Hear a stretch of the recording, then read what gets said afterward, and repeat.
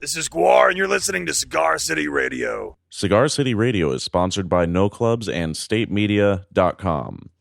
Find out about upcoming concerts in Tampa Bay by visiting StateMedia.com and tagging No Clubs on Facebook, Instagram, or Twitter. Use the hashtag WeAreConcerts. Very excited for Thursday, September 20th. Prefuse 73 is going to be at the Crowbar. That's a name I haven't heard in a long time, but Prefuse is like one of the most kick-ass, like instrumental hip-hop guys. So be on the lookout for that show. Sunday, September 23rd, Lucero and Ben Coles at the Ritz Ybor. Thursday, September 27th, Colony House in Tall Heights at the Orpheum. Also Thursday, September 27th, Matt Kearney is going to be at the Ritz. So that's a 2-show night. We got Colony House at the Orpheum and Matt Kearney at the Ritz. Friday, September 28th, another 2-show night, but across the pond, or across the bay, I guess I should say, not really across the pond. Dashboard Confessional and All Time Low at Janus Live. And then also going down Friday, September 28th, Andy Grammer is going to be at the Ritz Ybor. Saturday, September 29th, Skizzy Mars on the Are You OK tour at the Orpheum. Wednesday, October 3rd, Trivium is coming to the Ritz Ybor. Trivium. Wednesday, October 17th, Beartooth is coming to the Orpheum with Knocked Loose and Sylar. Just announced Thursday, October 18th, The Breeders featuring Kim Deal of the Pixies is at the Ritz Ybor. That's Thursday, October 18th. So excited for that one. Hopefully we can get Kim Deal on the podcast. We'll have to see. Please. Friday, October 19th, Mike Shinoda is going to be at the Ritz Ybor. And then after October, we've got a super stacked November with Alan Stone, Sebastian Bach of Gilmore Girls fame, Jonathan Davis from Korn, The Main Squeeze, Mayday Parade, VNV Nation, Minus the Bear, Little Xan. All of that's coming up in November. So many shows. Like we said, 5,200 shows from No Clubs. 5,200. 4,200? You can find out all about them, get tickets, and go if you head to statemedia.com. Welcome to Cigar City Radio, episode number 82. I'm your host, Randy Ojeda, and making the magic happen, the styling, profiling, limousine riding, jet flying, kiss stealing, wheeling and dealing son of a gun, Jason Solanes. Woo! Woo! Woo! Woo! Perfect. I think that's all we need. Our guest on this episode is Ben Katzman and his band Ben Katzman's Degreaser. Miami-based Ben Katzman is definitely a one-of-a-kind artist. Close listeners of Cigar City Radio will have heard his name before, as he's been mentioned a couple times on the show. He has an unironic love of shredding and action movies, and in every way, he's just doing his own thing. One of the coolest guys to hang out with. He's a ton of fun. His new Colleen Green produced album, Quarter Life Crisis, is out October 12th, and you can pre-order that on translucent orange shred vinyl via benkatzman.bandcamp.com. So here it is, episode number 82.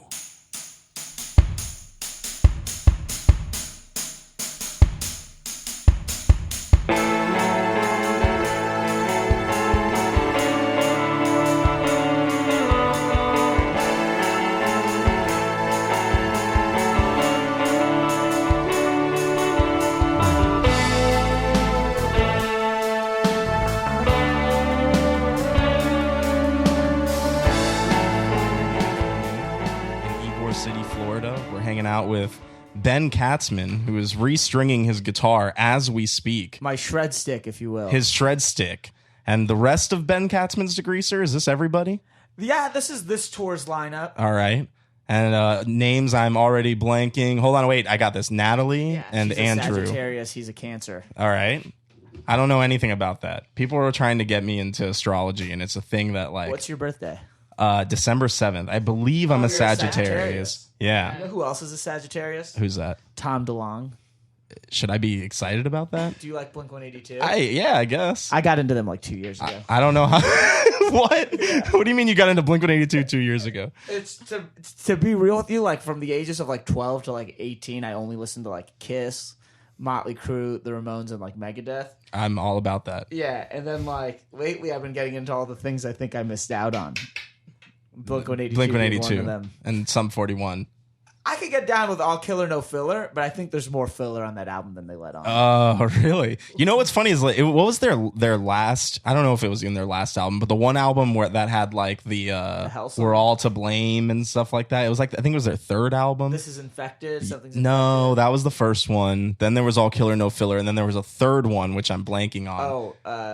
A half hour of power. No, I don't That's think it all was I that know. one. That was all. Okay, well, whatever that third Sum 41 record is actually really good. So I wouldn't great deny record. it. Yeah. Like know? they're actually like heavy, like because I think Sum 41's funny because they always wanted to be a metal band, Yeah. but they didn't have the chops And to then they do got so. the chops, And then they like- got the chops, and they're That's like, always how it goes, though. You know? yeah, Like Gangrene was a hardcore punk band, and then like at some point they coincidentally bought all of Megadeth's touring gear, Oh. and they were all able to shred really well. Suicidal tendencies too. well, I think at that point it's just the gear. It's like the Yeah. pick of destiny. You Yeah. know? Like if you get Megadeth's gear, like you have to shred. have to Like you don't shred. even have an option. I agree. Yeah.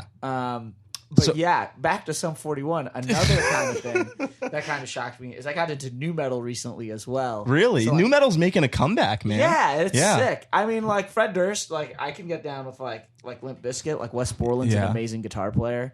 But that band Static X, their Okay. last album, Cannibal. I mean, the dude died, but the one they made before he died is probably my favorite one. Yeah. No, I was in New York recently and I saw kids with like Mushroom Head and Mudvayne t-shirts Yeah. and stuff, and I'm like, oh shit, like You know, are we- people down with new metal now? Like is new metal is cool? We Like it's, pressed the new Mushroom Head record at our job that me and Andrew just left. Yeah. This pressing plant, Sunpress Vinyl in Miami. oh, right on. And the whole time I was like, this is so ridiculous.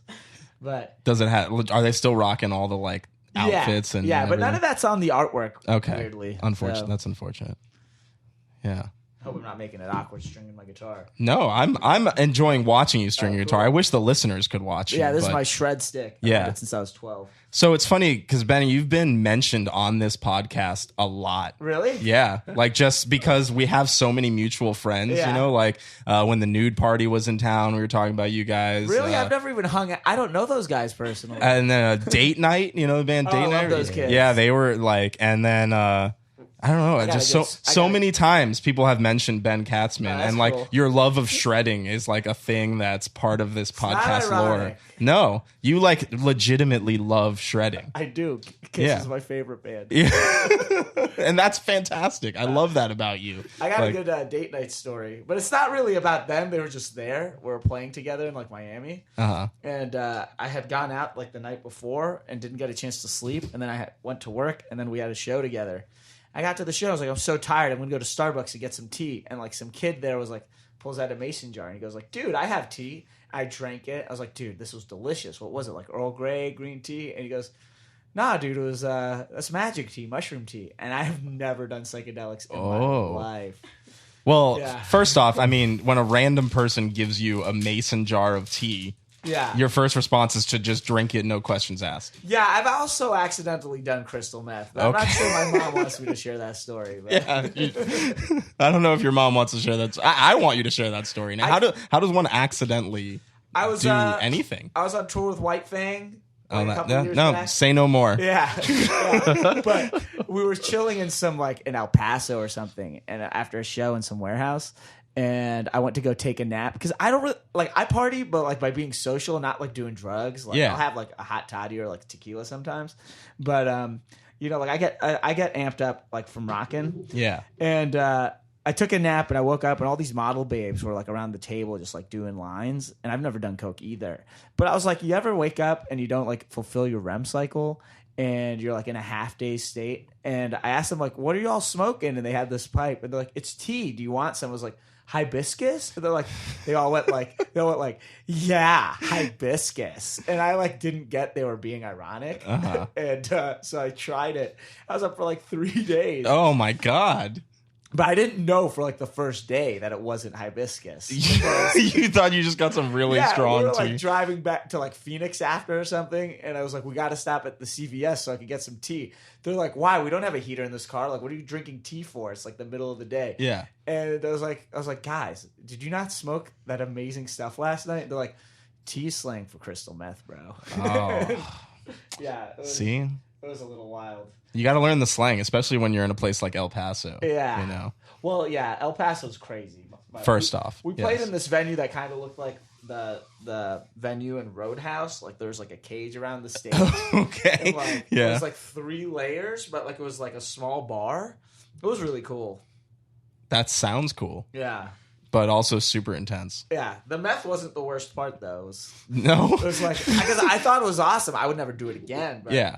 I was But at the time, you were enjoying it. yeah, I was like, this is euphoric, and I have so much energy, and Yeah. but I'm so relaxed. Like, Which kind of terrifies me because I Yeah. do like, like we said earlier, this is our first time meeting in the flesh. Yeah. But, I know you through mutual friends and we've talked a lot and emailed a lot and Yeah. we've been on the phone. And I know you as a pretty energetic guy. Yeah. So you on crystal meth sounds terrifying. yeah, Tal Juan was like, of all the drugs that Ben Katzman should not do, that is number 1. First off, not a bad Tall Juan impression. Yeah. Pretty close. I Got do the another origin. one. I do another one. Yeah, let's hear it. It goes, I know it's true. Yeah. Shout out to Tall Juan, man. Yeah. What a great guy. I think he's actually the person that actually introduced us. Oh was yeah, Tall I Juan. think so. I don't, Yeah, that it either would have been Tall Juan or maybe Veiny Hands. Like, oh, that would make sense too. yeah, because you're doing the Bufu Records thing too, right? Like, yeah, I don't do it as hard these days. you've calmed down on the Yeah, on the hardness of the because, Bufu. The thing is like I've got a new album I'm working on. Well, it's done. We're promoting it now. It comes out in a couple months. Yeah. But every time I've been like adamant about my music, somebody else starts popping off, and I feel like I'm sort of responsible for a lot of the stuff behind the records, and getting it out there. And I feel like it's a disservice to be on the road and having to talk to publicists and booking agents Sure. and be effective. Because when you're on the road, it's not, like even being in the car for 5 hours is draining. Like you can't get that much done. So it's like, I don't know. I've taken a chill pill on it. I'll still do some things and I'll still help some bands put out singles. And maybe when this record's done with its cycle, I'll do more. But in the meantime. Yeah, no, I mean, honestly, that's one of the reasons why we started our management company Yeah. is because, for bands, it's hard to be in a band and also manage your band at the same time. But also you know? imagine like being in a band and your friend is putting out your record, but then your friend is also touring. And it's like, that's like, they can't take me. It's like, not that they can't take me serious, but it's. But you're doing a lot. Like, that's a lot of stuff to do. Like, I just feel like it's a disservice to their rock. Yeah. And you never want to disservice anybody's rock. I mean, No, that is a Ben Katzman Definitely credence, not. I think. That's what you pay a publicist to do. Right. You pay a publicist, to disservice your rock. But yeah, man, touring is tough. Like, I used to not fully get it because sometimes I would, email our bands that we manage and stuff, and I'm like, man, they're taking forever to get back to me, or like, why is it so hard to send me a picture and stuff like that? And then I went to the UK with Fruit and Flowers and toured with them, and I was like, man, I can't even respond to texts from my wife, let alone emails from a publicist. Yo, my mom texts me all day and calls me 3 times a day, and she's like, "You're just in the car. Why can't you talk to me?" I'm like, today she met Snoop Dogg on the street. And what? So I called her. What? I had to have that Yeah, conversation. no. Get your mom on the phone now. Yeah. Let's hear about this. No, it wasn't the most eventful story. Oh, okay, all right. He was chilling in Times Square, and she was like, "I love your show. I love what you do for the kids. Don't stop what you're doing." I love what you're doing for the kids. Snoop Dogg. Snoop a loop. That is hilarious. Yeah. So how do you guys feel being around this guy 24 hours a day They've now been on around tour? me 24 hours for Great. the last 15 years. Yeah. Oh, We've really? known each other since middle school. Really? Yeah. Yeah. All 3 of you have known each other since middle That's school? one thing about Degreasers. It's a rotating cast of shredders. Okay.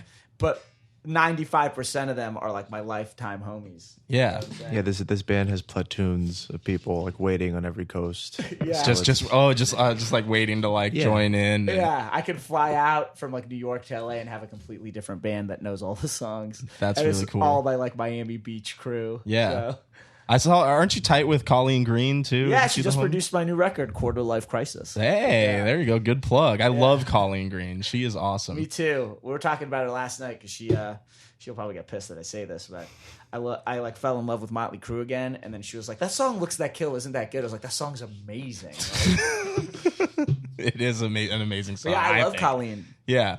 You know, I actually feel bad because I think it wasn't this past South by, but the previous South by. We were doing mobile, like man on the street podcast, and I was supposed to meet Colleen at some place in Austin at like 3:00 and forgot all about it. Was she there? I don't know. I never like followed up on it or anything. Like I didn't realize it till like 6 p.m. and I was like, oh shit. I was supposed to interview Colleen You know Green. what's the funny part about that is I picture Colleen because she has like a regular phone with no camera, no texting. Well, I think it has a camera, but it's like one of those slidey phones. Really? And she doesn't. It's not a smartphone by any means. Yeah. So I can picture her also being like at 3:00, being like, all right. Yeah.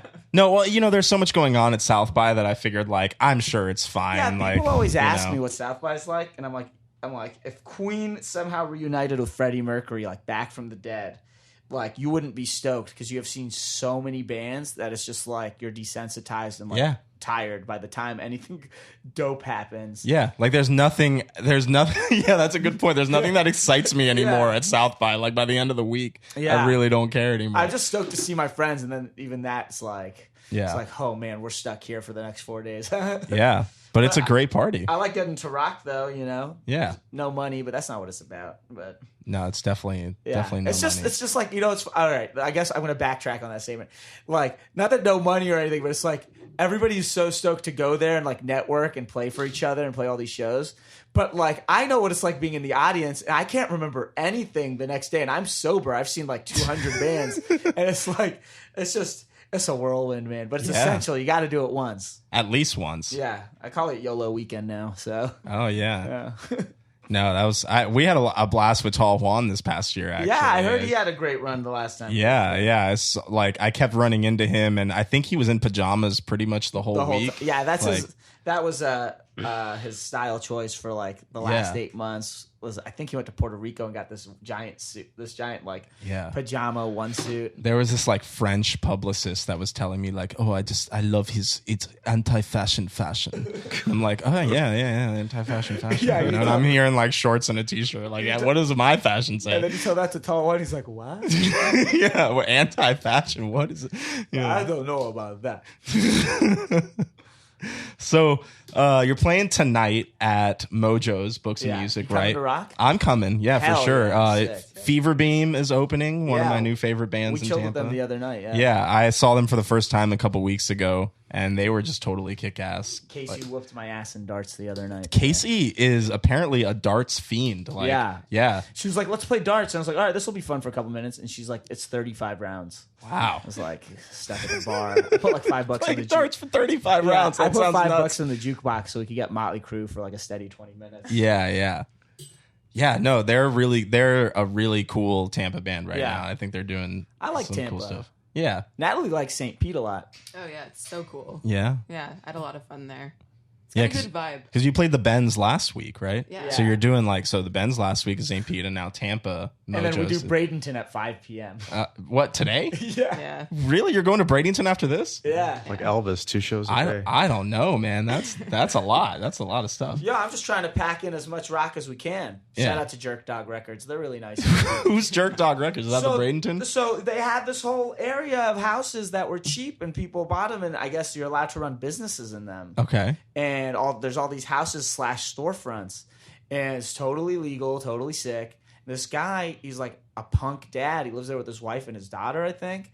And they have a record store in their house, and they bring touring bands. And last time we played, nobody was there, but we started playing, and like a bunch of people came off the street and bought records and tapes and stuff. That's awesome. So You know, I knock Bradenton, but I never go there, so maybe I shouldn't, because that sounds like a really cool spot. maybe you should. Maybe I should. Oh, maybe now. you should knock it. Okay. Yeah, I shouldn't knock it, but maybe See, I should think go. I speak you know? backwards, so sometimes I also think. But I also love that you had to start that story with, totally legal. Whenever you have to explain that, like, yeah, this is totally legal, then I'm a little. Well, I feel like we've been talking about meth. Yeah, that is true. That is true. So, yeah, starting out with totally legal is probably good. Yeah. Probably a good call. Just trying to get the string in here, but I'm totally focused. So that's why you're restringing, because you have to go play a show in like a couple hours. Yeah, pretty much. Yeah. It's going to be sick, though. And then you got to come back here and play another show tonight. Yeah. Wow. And then we're driving back to Miami tonight. So this is like a mini South by. This is kind of what you would do at South by is play Exactly. 2 or 3 shows, not get any sleep. drive, in the middle of the night to El Paso. Yeah. Except this time Because it's that's Miami. the only place there's room for 3 people to crash on the couch. Like, It's yeah, exactly. That's the other thing about South by. It's like getting a lead on a place to crash is like way more work than driving around and getting to the show. That's very true. That's very true. Although driving around and getting to the show is difficult too. Because man, I would love to know the amount of like Ford 250 vans that are in Austin in one time. Oh, I got a good story. Do you remember like South by? I think it was 2014. Might have been like the last time I went. Okay. And I was probably there. There was a thing about like we got there and we couldn't get our car. It was like on the block. You know what I'm saying? And on the block it was parked. I guess somebody had gone on a driving rampage and like run people down. What? And our car was in the crime scene and like all over it. You saw the Bufu sticker in the car, like in the headline of like NBC and Fox News. Yeah. That's some great promotion though. Yeah, true story. True Wow. story. But everybody's like, every 6 weeks, like, are you guys all right? It was like, what are you talking about? So, gotta get my glasses on. No photos of me without my glasses. Ben, trouble seems to follow you. I'm a little worried. Yeah, what's that Ace Frehley song? Insane. Some people say I'm a walking disaster, just waiting for something to occur. I don't know any Ace Frehley solo stuff, to be honest. Get the first one from the Kiss solo albums. Yeah. That's the one? Yeah, that's one of the best albums of all time. And I know people like how ridiculous that sounds, saying Kiss makes some of the best music, but look, it's true. So how did you get started on that train? On Like that- what the got Kiss you into train? like Kiss and Motley Crue and Okay. shredding bands? I guess when I was a kid, right? You know how like everybody, I'll give you a little, even more of a backtrack story, but you know when you're like a kid and your mom takes you to the dentist or the doctor like every so often to get checkups, and it's just like part of what you do. Yeah. So I didn't have anger issues, but I had a lot of communication issues. I got frustrated really easily. I would get kicked out of every like after school program, and we went to my mom. Part of that cycle I was telling you about the doctor and the dentist. My family also goes to an astrologer, which I didn't know. Not everybody did that. Yeah. I thought everybody did that. No, that is not something everybody does. Yeah, and the astrologer pointed out some like earth signs in like certain houses, and like my communication was blocked. And she was like, your son should learn how to play an instrument. So my mom got me piano lessons and like quickly outdid it. It was like shredding piano and picked up the guitar. I can only imagine. And then, so I was like into like, like the soundtrack from like Crazy Taxi and Tony Hawk Pro Skater 2 or whatever. And Great soundtracks, but never honestly, obsessed all with around. any of the bands, just the songs. And then, my brother had all these magazines in his closet. I must have been like 10 or 11. And in there, this is the Kiss train. Let me backtrack before the Kiss train. Yeah, because now I'm wondering about the magazines in the AC/DC closet. story's better. But what about that book your mom gave you? Oh, of yeah. MOT that rock. Yeah, all right, it's coming. So Andrew's like, I've heard this story. So this summer, like the 5th or 6th grade summer, I'm chilling, riding my bike everywhere. It's like the first tastes of independence. And I'm on my way home and I get stopped by all the cops in my neighborhood because apparently kids were breaking into houses and stuff. And my parents are out of town. So my neighbor, Mr. Hickey, who we're playing at his house tomorrow. Shout out Mr. Hickey. Yeah, shout out to Mr. Hickey. We got him a signed Kiss record. And he had to come get me out. And he was like, I got something for you. Because I was so sad. I was crying. They were telling me, you're going to the Jack, boy. I'm like 11 years old. It was Surfside. They got nothing going on. This is how they entertain themselves. And he pulls out a record on his shelf, and it's AC/DC Jailbreak 74 or whatever. And that was like my introduction to rock, and it was like the most empowering feeling in the world. I was like, whoa, these dudes are shredding, and there's like a whole gang going, Jailbreak. It was like you're out with the boys. You're rocking with the boys, Yeah. New Ace Frehley single. And anyways, later that summer, I'm like an 11-year-old boy, and my brother has like magazines in his closet, and I'm like looking for them. And instead, I see this VHS tape with Kiss on it, and I hadn't seen them before. And I actually, the inkling is I did see them before. My mom got me this book called Jews Who Rock because I used to get made fun of for being Jewish. I'm not religious or anything, but like she was just trying to be like, you shouldn't be ashamed of who you are, where you come from. And in the middle of the book is Kiss because Gene Simmons and Paul Stanley are Jewish. And so I see this VHS tape with Kiss on it. I'm like, whoa, superheroes who rock, you know? And I pop it on, forget like the Penthouse or the Playboy or whatever, and I pop it on, and like Detroit Rock City, the movie, I see that, and I'm like, wow, this is so cool. This is like me, you know what I'm saying? Like these are a bunch of dorks that love like these superhero rock and rollers. And then Kiss plays at the end, and like there's fires and blood, and like, you know, they have like it looks like the camera's inside Gene Simmons' mouth, you know, and you see his long tongue, and like all these people are like, yeah. And I was like, for the first time in my life, I was like, that is what I'm gonna do. Like, you know, Yeah, like that is rock and roll. and I right got there. hooked on Kiss. Like I bought every album I could. I'd save up money, every action figure, every poster. Saw Kiss that summer. And then 7th grade started, and we're being moved around our classrooms a bunch because I guess some teachers they didn't have their stuff together at that school. And Andrew can take over the story from here. So we met because of Kiss. I guess we had all been switched into like a pre-algebra class or something, and I was sitting behind Ben. I'd noticed him because we were in another class, and he asked the teacher to call him Ace, and I only knew one other Ace.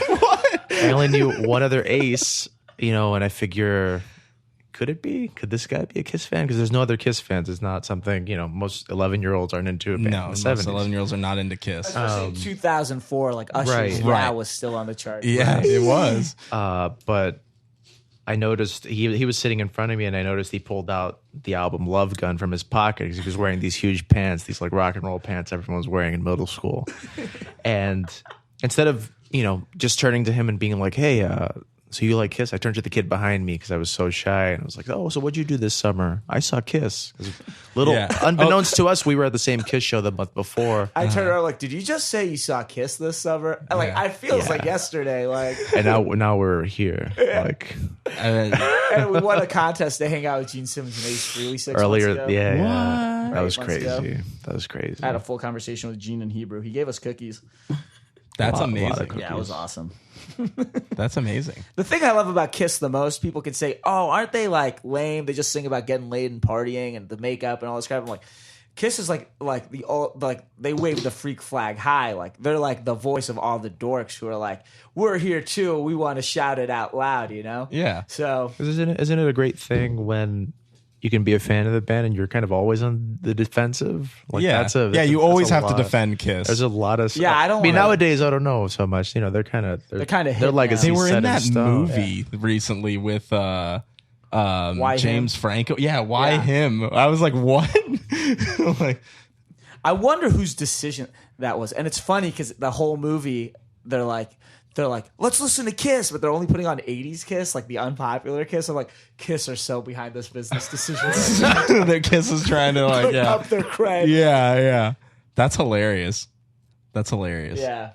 I love that though. That you know, being a fan of a band that you always have to be on the defensive for. Oh, yeah. I'm all about that. Creates a lot Grateful of Dead, too. solidarity. You think of Grateful Dead? Oh, dude, ask Natalie. Oh, yeah, I just got into Grateful Dead. Yeah. and the beginning of the tour, I was like, I don't really like the Grateful Dead, but kind We of. put on some jams and yeah. that changed. Got Yeah. real transcendental real quick. Yeah, that'll So- change. That'll be some Yeah. life changing stuff right And there. Enya, Yeah. Yeah, and you shreds. really? Enya shreds. Yeah. Yeah, The vocals on of the it. She's a highway, tourist, yeah. by the way. So do you know the signs of everyone?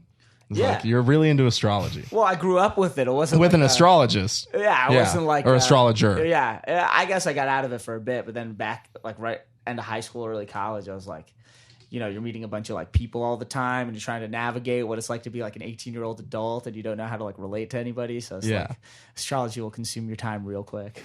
Also, you mentioned that you're not very religious, but that you also had a conversation in Hebrew with Gene Simmons. Well, Gene Simmons is Israeli, right? Right. And so is my mom. They're from the same small town. Really? And so I, naturally, I was just like, I mean, mind you, I sound very well composed now, but I went from 25 years old to preteen in a matter of seconds. Yeah, that'll do it. Yeah.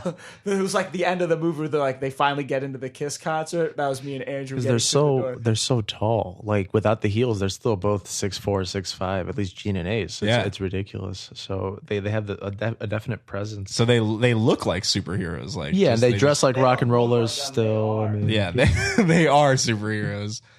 Ben Katzman says as he continues to. it's not just bring him. his We were guitar. watching. He's almost done. We were watching people that were 60 years old turn into 12-year-olds again and stuff. That's not accurate Yeah. date wise, but you know what I mean. Yeah. Yeah. No, I totally get what you mean. There's very few bands out there that I feel like have that, that thing where, Yeah, it's like a cult. It's not like It's generational. Yeah, it's generational. It's like a lot of people think about, oh, don't you want to be famous and be in this big band? It's like the amount of bands that play arenas and all this stuff is less than 0.5%. Like you can count them, like Metallica, the Stones, Kiss, Aerosmith, whatever. There's like 10 gajillion other bands.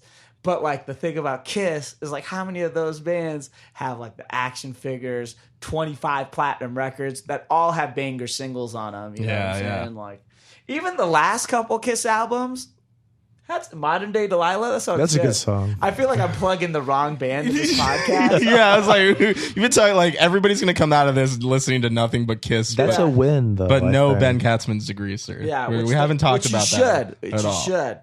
But yeah, let's talk about Ben Katzman's Degreaser. You said that Colleen Green just produced your new record, so that's the one Yeah. that's coming out soon. That's what Yeah, we're 2 months promoting now. actually. So you had sent me a single that had just come out recently. Hell yeah, I did. Want to tell me about that? I would love to. Just trying to get this one string through here. He's focused on the string. I'm going to talk to Natalie. Actually, Wait, no, Natalie, it's how are you coming doing? through. It's coming I'm through. good. I'm all right. I just don't know how you deal with this guy.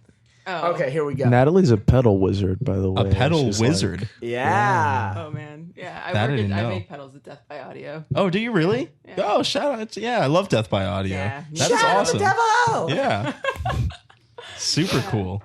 Yeah, it's fun. All right, you want? So I'm back. All right. back in the New York groove, but in Tampa. Cool. All right, you want to hear what? I want to know about your question? new album. That's what. Okay, we, my you, new you've been album- talking about Kiss for a half hour. My new album is called Quarter Life Crisis. All right. And it's about what it's like to be in your 20s after going to a big college and realizing paying money for all this stuff is kind of Where'd a you go to sham. college? Berkeley School of Music, unfortunately. Yeah, that's an expensive school. I'm going to sue them one day for robbing me. Good luck with that. Yeah. It's so funny. Anybody who graduates anybody who goes there, even if you drop out, they consider an alumni just to tag on and get credit for your career. Yeah. I never had so many teachers tell me you're never going to make $1 playing punk rock that I would send all the magazine clippings to, Yeah. All right, keep telling me that, it's like, I don't know. They just turned music into trade school. But anyway, so this new record's kind of about, it's like, you go to college, you get this degree, you can't find a job for the degree, and you have to learn how to adjust in this crazy world where there's no guarantee for your education that you're going to make money, and you got to kind of find a way to make it work. And when you're 25 and a musician, it's way harder too, because rock is on its way out as far as popularity. So what you're doing is really like, it's really crazy, staying at your friends' houses and driving around in a minivan around the country, playing to 5 people, playing to 500 people. It's a giant roller coaster. So this album is pretty much about that. Songs like Too Old for Retail, Cool Points Don't Pay the Rent. And the lead, It's true. Yeah. And the lead you can't buy a house with indie cred. That's for sure. 100%. It's like, oh, do you know that I played on this one dude's record and we have an Instagram picture together? It's like, yeah, we could give you a 2-bedroom apartment on that. And so I've been living that a lot. I've played in some bigger bands and had little tastes of things, but you realize the bigger it gets, it's still kind of the same. You got to pay more money to go on the road. You make money. I'm glad to say I can live off what I do somewhat, but the album deals with those kind of themes, and I think a lot of the music these days is all about like self-help and self-care and all this stuff. Nobody's like really rocking, you know what I'm saying? Yeah. But it's like, I'm rocking too. I'm just singing about this stuff and I'm just getting it out with this like different way, And so Quarter Life Crisis, the lead single Chill Position, is actually about like the hustle of being in a DIY band, and accepting that not every show's for your ego. Not every show you're going to be like, this was sick. Sometimes you're doing it to get paid. Sometimes you're doing it because you're trying to make fans. Sometimes there's one person there, but you shouldn't be jaded by not there only being one person, because you can make that one person a super fan. Yeah. I think that's what, to me, it's really about, is making those connections. And like, I have my friends with me and making new friends on the road and making fans. That's what keeps me going. Like, we played in Memphis the other other night to like 7 people, and they all rocked out so hard. That was such a fun show. Yeah, and we played packed shows in Brooklyn where nobody moves because it's like a fashion contest. Right, and you they know? like, you know, No sit there with disrespect their to arms Brooklyn, crossed. but, I know but what you you're know, talking about. and so this album is just about trying to navigate through that and just realizing everything in life has its ups and downs. I think a lot of bands, they get bummed when stuff doesn't pick up right away. But even if it does, you know, it's like a roller coaster. It'll go down and you might not have an album you're going to try and tour and be like, oh, nobody's coming out because there's no press. Well, yeah, you don't have a record out. There's like a whole cycle. Yeah. So you got to constantly be in it for the reasons that I think you get into it as a kid, which is playing music because it's fun and it feels good and it gets stuff out. And the whole idea of making money, sure, it's there, but don't lose sight of the original dream, which is shredding with your friends. Yeah. So that's what this record's about. I love that. And that's why I love when you send me tracks in particular. I love Ben Katzman's Degreaser because it sounds fun. You know, Thanks, like man. it sounds like you're enjoying yourself and Yeah. you're making music because it's fun, not because, you're trying to be super Yeah, if I was- artistic if I or was something, trying to be The super music arti- is super fun to play. too. I can imagine. Yeah. I would love to be Yeah, in this this is like band. the Yeah. Let me join you in You're in one this of your band platoons. right now. Yes, all right. Introducing the newest Sagittarius member, Randy. Hells yeah. But I just you meet so many friends that get bummed on the road, and I was one of them too. You get a couple publicists, and they don't write about your band in Stereogum and Pitchfork, and they're like, this sucks. Why am I touring? I can't ask for more money or play bigger shows. I look like a chump. It's like there's still word of mouth. There's still the fact that you like to rock. There's social media. There's all these other ways to further yourself. And the bottom line is like that stuff doesn't even matter. The stuff that matters is having a good time. And I think people lose sight of that. And one thing I like to say about certain friends of mine, like Tall Juan and stuff, they put on the same show no matter how many people are there because they're getting something out of playing the music. It's for themselves. And I think people, they see that glow. And I think something that's lost in today's generation with the internet and all this stuff is they forget there's authenticity beyond how many likes you get per post. So, Yeah. I mean, Jesus had like 6,000 followers and there was no internet. So, That's true. Yeah. but you know what I'm saying? No, I know exactly what you're saying. I think Tall Juan's a great example of somebody Yeah. where you see him doing his thing and all right, this is what this guy was made to do. Yeah. Like, I don't think he can do, I shouldn't say that. I'm sure he could do a lot of things. Yeah, but that's what this is what he's supposed to that's- be doing. The stars align when he shreds. Exactly. Say Yeah. that about a few people. Colleen's one of them too. Colleen, yeah. So, and I don't know. I think I've kind of let go of a lot of that stuff because you join bands and you put out records and sometimes it's for the wrong reasons and you still feel empty even though you're playing these huge venues. You're like, this isn't fulfilling, like why I thought this would be the cure to this problem.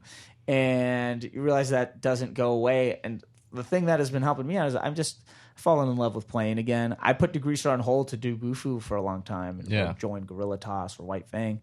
And I love doing those things, but we've been playing these shows these last like 8 months, touring hard, and it's like we've been having a good time. And now that I'm in it with this different mindset, things are going a lot better. We got to do like a song for Fullcom, and promoters will go out of their way to help us out with shows, and people are showing up and requesting songs. And it's like, before it'd be like, this is ridiculous. We don't have anything on the internet. Nobody's going to know who we are. And now it's like we're showing up to shows and people are buying records that got ignored. You know what I'm saying? And I mean, I'm only 26 now, but I don't know. It makes me feel good. If I die tomorrow, I'll say at least I tried hard and I rocked hard.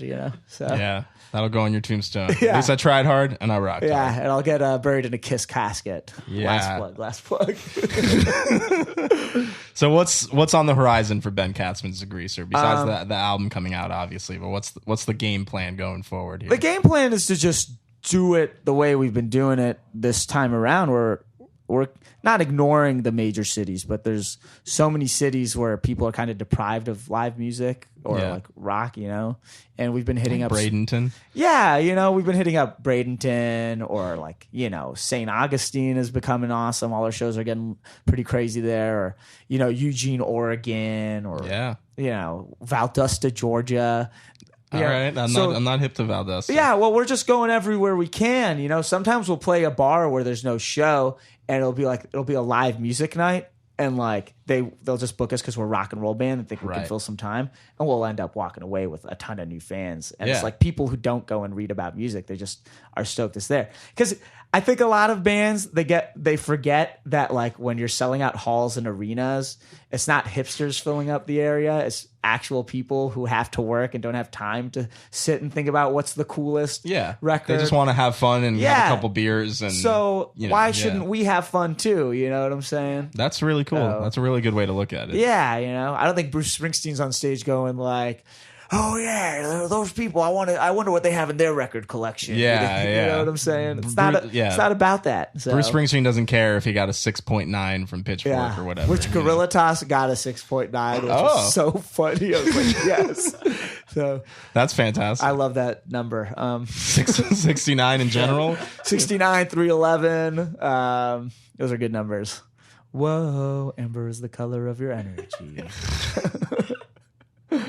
Yeah, and I think with your music too, it makes sense. Yeah. You know, like you're not playing super, like art rock that's only appealing to a small number of people, Yeah, I think the way I put it is like, okay, we're like a basement glam band, I guess, but I'm just trying to rock, and I think the stuff I write about can be relatable, and I think people are into it when they see it, or the live show really sells it, but yeah, it's like I have a humility to myself. I know how ridiculous I sound or I can be, but that doesn't mean I don't take what I do seriously. It's like not a joke, even though there are jokes in it. You know what I'm saying? Yeah. No, and I get that. Like, it's very earnest. You get that vibe from listening to the songs, and especially in today's market. One thing I try and tell kids when they ask me for advice, not that that our many kids do, our kids ask you for advice. Kids do, yeah. It's weird. Like the other night we were in Memphis and we're staying at some kid's house, and in the car he was like,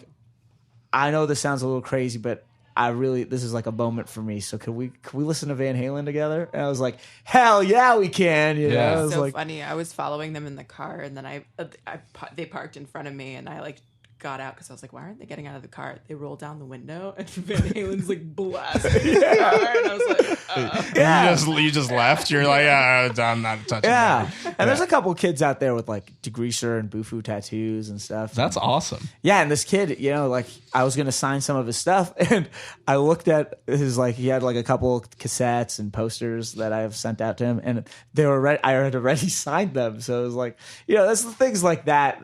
Somebody genuinely appreciates it, and that's what I like. But I also like that they're like great people too.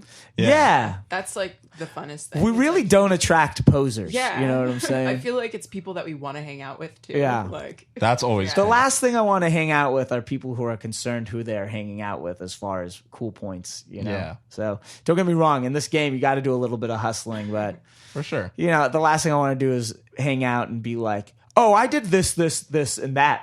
But by the way, my name's Ben Katzman. You know what I'm saying? Like, Yeah. So I feel you.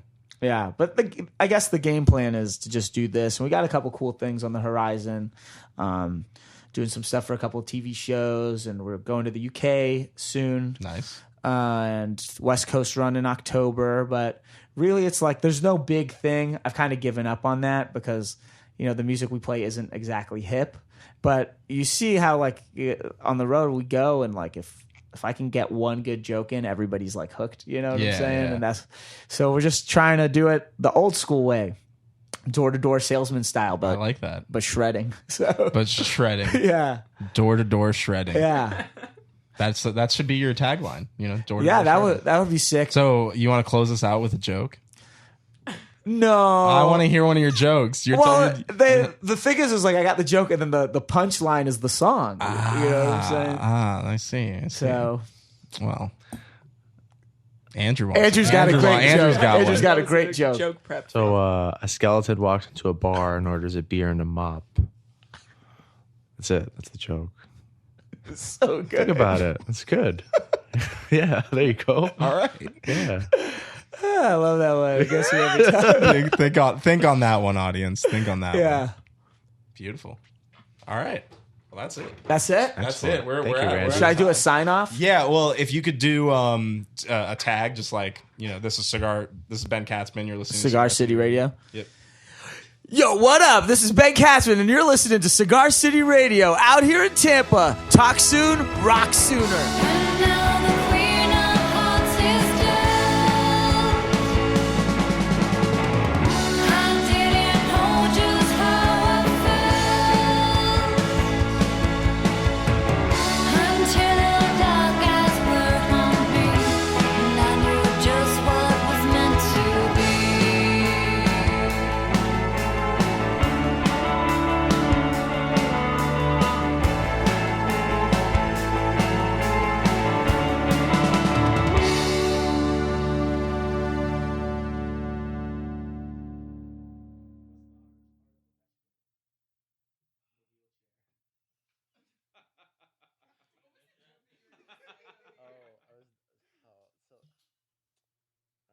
So there's the eve of their wedding night. The bride is talking to her mom, trying to get tips, and the mom's like, what you got to do so you consummate this marriage and you lock him down forever. I'm gonna give you a pound of roast beef. You put it down there. He won't ever notice, and you'll have him locked up for life. He'll enjoy it so much. So they go. The bride and the groom consummate the marriage and the wedding night, and it's really great sex. And the groom, turns to her afterward. He's like, "Honey, I can't believe that. That was incredible. I don't ever want to be with anyone else. And by the way, your pussy's in the sink." So